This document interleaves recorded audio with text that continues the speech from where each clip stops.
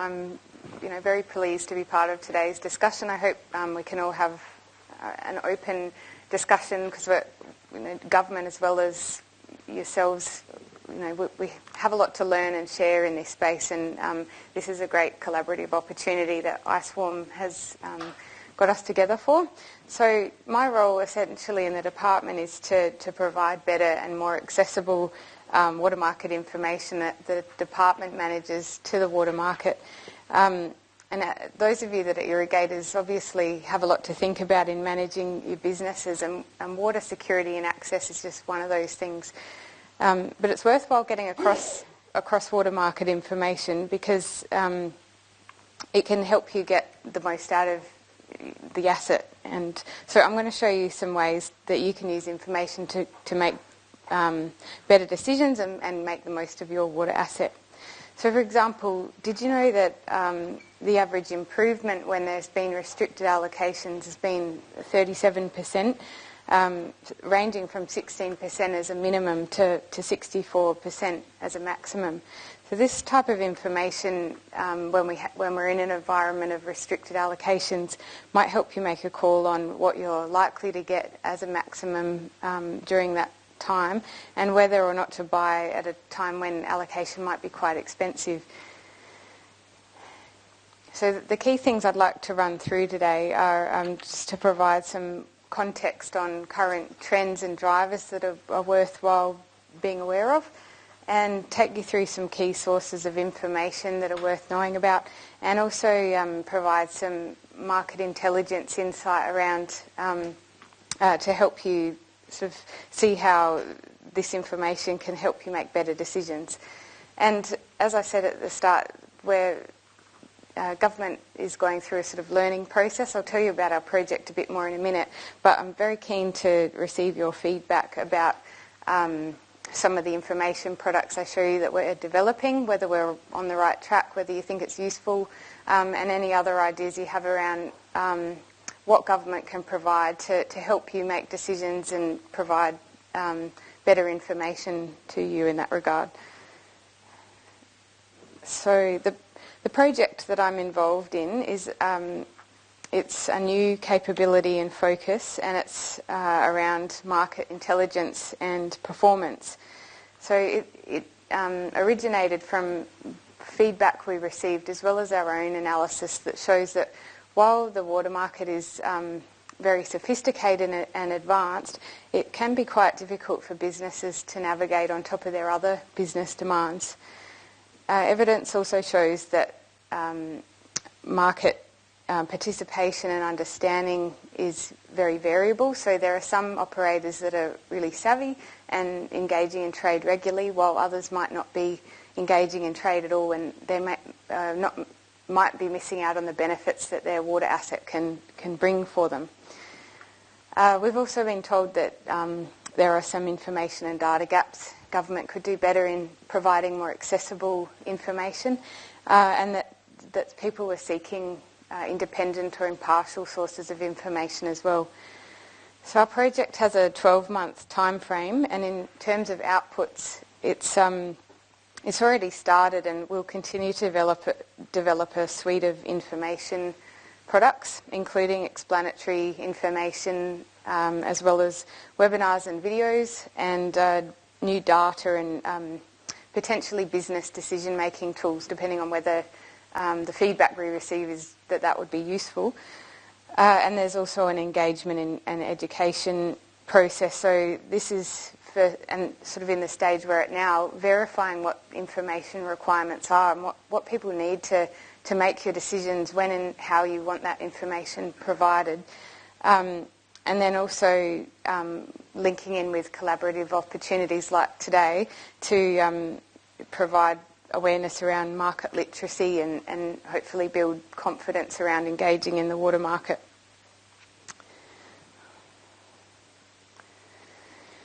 So in terms of current trends and drivers, consumptive entitlements are more scarce, and we've already touched on this topic, but due to initiatives including the Basin Plan, which is aiming to recover 3,200 gigalitres for the environment or to achieve equivalent outcomes. To date, 2,030 gigalitres of environmental water has been recovered through initiatives including buybacks and infrastructure efficiency programs. Government has recently agreed to a package of offsets which when combined with existing contracts for water recovery, will eliminate the need for additional buybacks being required to reach the water recovery target of 2,750 gigalitres by 2019. So this leaves only the final recovery target of 450 gigalitres to be met by 2024, and there is a commitment that the measures to achieve this will have neutral or social or economic impacts and will not need to be met through buybacks. Ernst & Young has been engaged to undertake independent analysis to define how this will be done by December 2017, and there will be opportunities to feed into that process and help define what that sort of strategy becomes in the next 6 months or so. In terms of demand, in the short to medium term, there has and may continue to be significant increases in water demand as a result of expansion of high-value industries such as the cotton and nut industries. And a further trend is that the water market itself is deepening. So people are not just seeking water for use and consumption, but as a business asset of itself. So these types of trends, and I'm sure we'll talk more about this through the day, but are good to watch out for in terms of looking at your future water security and the effects that might have on water availability and price. So it's worth being across water market information because it can not only help you manage your water needs, but it might present business and investment opportunities for you, might help you plan and build your business resilience and avoid nasty surprises as well. For today, DEWNR's developed an electronic document handout that will be emailed to each of you, and it contains links to key sources of information that DEWNR as well as other agencies supply, and so you'll be able to easily link to some of those some of what I talk through in a minute. DEWNR's recently put some new water market and trade content on its website, and I encourage you to have a look at it. It's a work in progress, but it covers key topics including sort of, South Australian water product information, and our handout links to interstate water product information supplied by the MDBA. Our handout has information as to where you can get price information about water availability and allocations, current and forecast water availability, as well as rules including trade rules and restrictions. And the department is in the process as well as of developing a new dashboard product which will extract information from our water register and help provide at a glance information about price and volumes of trade, and I'll show you some examples of that in a minute as well.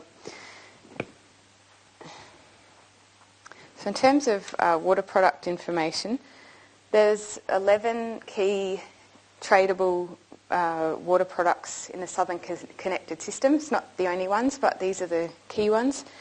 And the key South Australian tradable, most commonly held and traded water products, classes 1, 3, 4 and 5, only make up a relatively small volume of the total on issue, so only around 8%.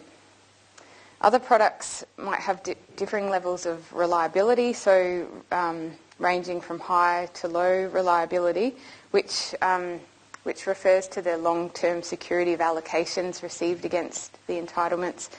And they might have differing characteristics as well in terms of their access to carryover, or the fees and charges associated with them, or the restrictions that might apply to receiving allocations or trading allocations underneath them as well.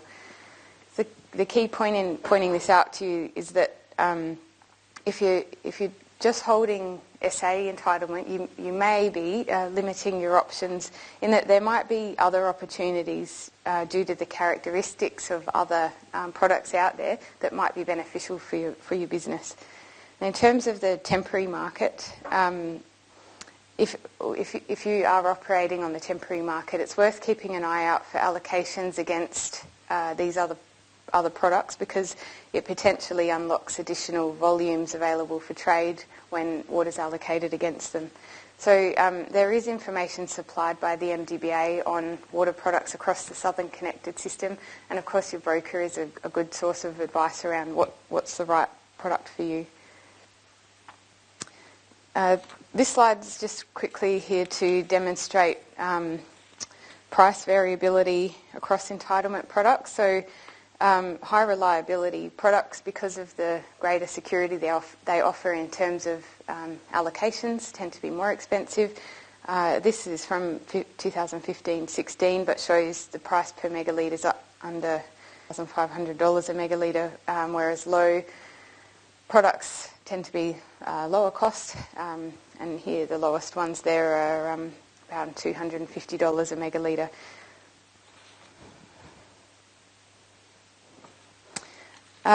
So our website, the DEWNR website, now has some information on there about the South Australian water products, and so including the volume on issue, and you can see that Class 3A, which is the most commonly held irrigation class, has the largest volume on issue. And we've developed 2 new information brochures, which I've got copies of circulating to be handed around. So have a look at them when you get a chance. And these contain information such as the volume on issue, the number of holders, the reliability of products, how and when allocations are being determined and announced, access to carryover, trade opportunities and fees and charges. And so we've developed those for the most commonly held and traded classes 1 and 3A, and we'll be looking to develop new products for other classes when the new River Murray WAP is adopted. But we're hoping that these help to provide at-a-glance information to help you assess what you need to know in terms of these products. In terms of price information, currently DEWNR supplies information about price and volumes of trade on its Water Connect website, and this is a screenshot of what we currently supply. But in order to determine the average price or price trends, you essentially need to export the data and perform some analysis on it. So the new dashboard that we're producing is looking to provide at a glance average price information. So in this case it's allocation trades, and the price shown there is a bit out of date, I think, but it's aiming to provide a price snapshot, so the average price of the last 7 days, as well as a average price range plotted, and you can see the range of price around the averages as well, and then hone into drill down into the relevant season or period of time to look at that more closely if you want to as well. So you can see here that there's a price spike around the 16-17 water year where there were restricted allocations. We were responding to a time when there were restricted allocations, and then the price dropped significantly following significant inflows in the system, which meant that improvements were able to be passed on and more water was available in the market. So we're hoping to have this dashboard capability online in the next couple of months, so keep an eye out for it, and then hoping to continuously improve the service over time, again in light of the feedback we receive on it. So the new product information brochures that we've developed contain charts like this that show historic allocations in light of South Australia's entitlement volume. And this can be quite useful because it shows how irrigator allocations have historically been affected when SA receives less than its 1850 gigalitre flow, and the timing gives some insight around the timing of improvements as well.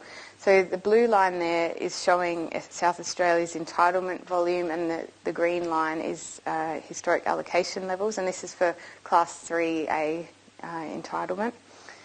So you can see, looking at that generally when there's low water availability, improvements in allocation levels closely follow from seasonal improvements in entitlement inflow in the winter and spring period, so between around July to November. And also that starting allocations tend to be conservative, and then improvements are passed on following those volumes actually becoming available in the system. So there's a bit of a delay between the blue line reaching an improvement and then the green line responding to that. So earlier in the millennium drought, between around 2002-3 to 2005-6, you can see there started to be those reduced allocations responding to lower entitlement volumes we received, before we then descended into the worst of the drought between 2006-7 to 2010-11. And during this time, allocations were as low as 2% and then incrementally improved as inflow was received in the system. And then during the 16-17 year again, you can see how allocation levels were restricted due to restricted entitlement volumes. However, improvements were quickly passed on due to higher than anticipated inflows in that season. So what we've found in looking at this data more closely, and as I mentioned right at the start, the average improvement to restricted opening allocations over the course of the water year has been 37%. And in terms of the timing of allocation improvements, 74% have been received by the end of October, 92% by the end of December, and 100% by the end of March. So essentially, if you're thinking about buying allocation at a point in time, the longer you leave that decision, the more certainty you're likely to have around the volume you'll ultimately receive that year. So this is not information we've supplied before, and is an area around market intelligence we're aiming to further unpack for you.